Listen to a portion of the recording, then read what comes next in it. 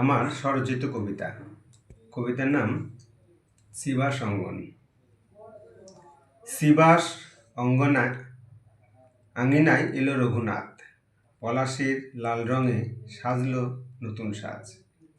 নাচিছে রঘুনাথ, নাচিছে পলাশ, আনন্দে নাচিছে আজ ভক্ত শিবাস।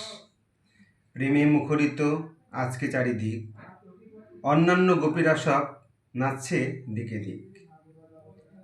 আনন্দে পুলকিত মন হইল শিবাসের, ভোজন করাইল সাথে সব সখাদের।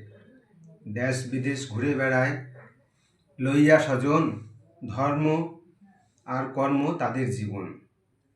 সকলের ভালোবাসা পাইবে তারা, অপূর্ব সুন্দর তাদের জীবনধারা। কর্মের প্রতি মন তাদের আছে, ভালোবাসার চাবিকাঠিও তাদেরই হাতে। ধন্যবাদ সবাইকে। সুন্দর হয়েছে কবিতাটা নাকি?